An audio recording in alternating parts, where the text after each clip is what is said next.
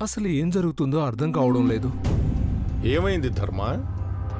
అంజలి ఇంటి ఎదురుగా ఉంటున్న నిషా అనే అమ్మాయి 4 రోజుల క్రితం కనిపించకుండా పోయింది. సడన్గా ఆ అమ్మాయి శవమై కనిపించింది. నాకు చిన్న పాప మీద అనుమానం వచ్చి ఆ పాప కోసం వెతుక్కుంటూ వెళ్ళాను. ఆ పాప గురించి ఓ నమ్మలేని నిజం తెలిసింది. ఏమిటది? ఆ పాప 5 సంవత్సరాల క్రితమే చనిపోయిందని.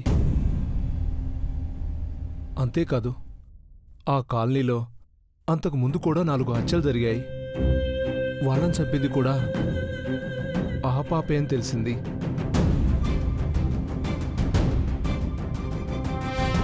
చనిపోయిన పాప వాళ్ళనెలా చంపగలదని ఒక పోలీస్ ఆఫీసర్గా నేను నమ్మలేకపోవచ్చు.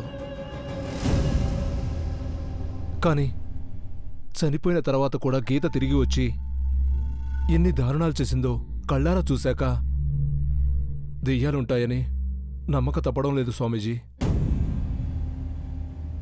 ఇంకో ముఖ్యమైన విషయం ఏంటంటే, ఆ పాప చనిపోయిన ఇంట్లో గీత ఫోటో దొరికింది.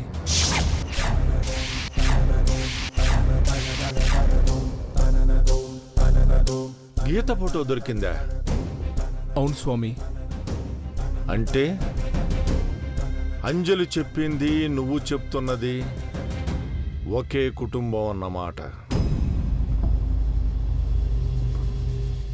వాళ్ళ అమ్మా నాన్నలు చనిపోవడానికి కారణమైన వాళ్ళ మీద పగ తీర్చుకోవడానికి ఈ పాప ఆత్మ పరితపిస్తోందన్నమాట. ఇదిగోండి స్వామి, ఆ పాప ఫోటో.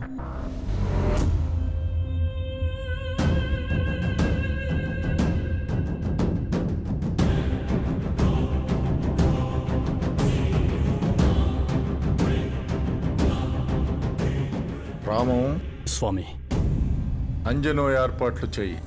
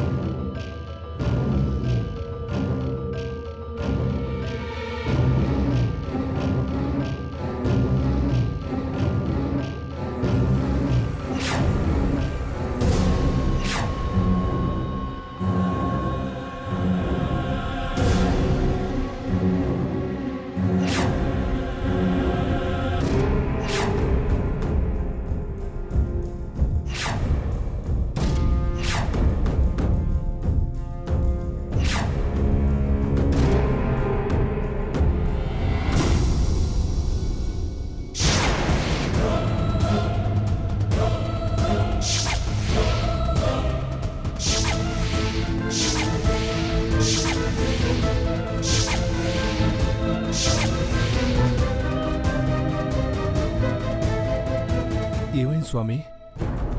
ఇన్ని రోజులు అంజలి ఇంట్లో ప్రవేశించి గీతకు సహాయం చేస్తున్నది ఈ పాప. అమ్మా, అలాంటి వాళ్ళది నిజమైన ప్రేమ కాదు, అది వ్యామోహం. ఎగ్జాక్ట్లీ చిన్నత్త. నిజంగా ప్రేమించుకున్న వాళ్ళు అలా చేయరు. ఎంత మనసు విరిగిపోతే కన్న కూతుర్ని పట్టుకొని మా దృష్టిలో చచ్చిపోయా ఉంటుందా తల్లి? అది సరే అమ్మా, తన కూతురుతో తన మాట అనేటప్పుడు ఆమె మాటల్లో వ్యథ, కళ్ళల్లో బాధ గమనించావమ్మా? పెద్దబాబుకు బర్త్డే విషెస్ చెప్పు కూడా వెళ్ళాం కదా. ఊరికే ఎలా కాలిపోతుంది? మంట పెడితేనో పడితేనో తగలబడుతుంది.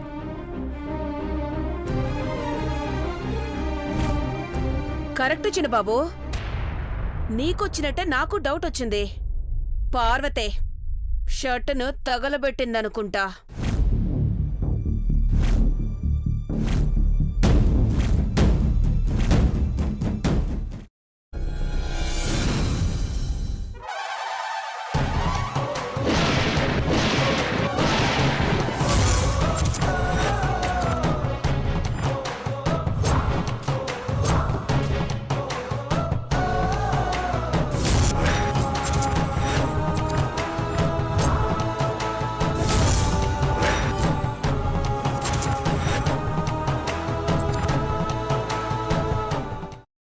వేసుకున్న తర్వాత పొట్టు తీసేసి చాప్ చేసి పక్కన పెట్టుకోవాలి.